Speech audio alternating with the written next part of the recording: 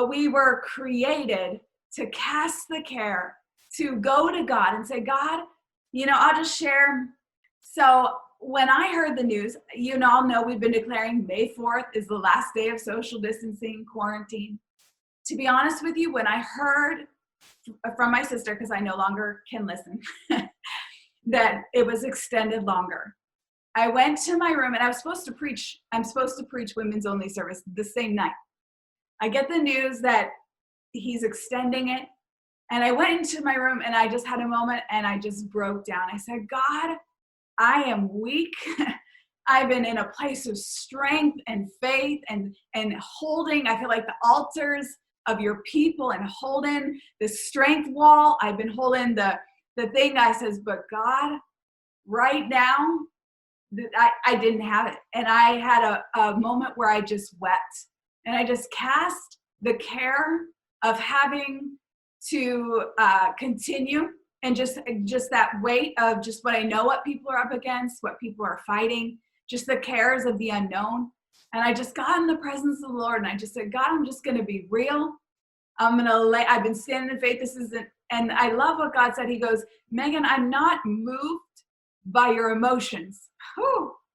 I'm a man who's acquainted with your sorrows. Jesus says, I have carried your sorrows, the griefs, your pain.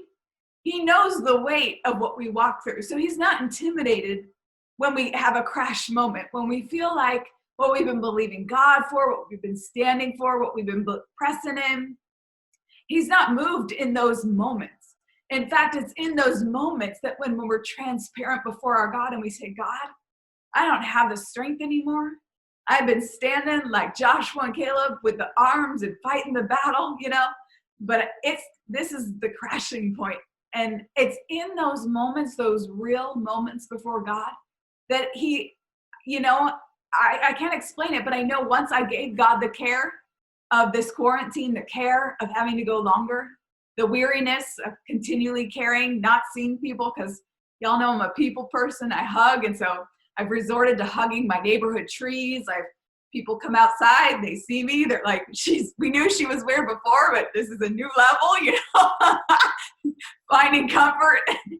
I said, I think the hippies had something going on, they knew when they were hugging the trees that they had, just been there. That's just my level, just needing hugging, loving people. And so I just had a moment where it just crashed, the reality of having to stand strong and just stay strong.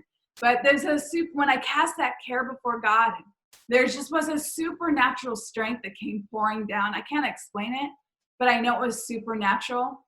And I know that when I was real before the Lord and I got broken and I gave him the care, that the weight of what I was carrying was lifted and a strength rose up in me that caused me to be able to continue. And that night, I know if you watched it, there was fire.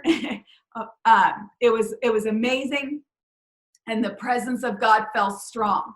And because of that, and so that was strength. That was the supernatural. And since then, I haven't been weary. That strength has continued, and it's given me the edge I need for the second half of the game. And so I want to encourage you.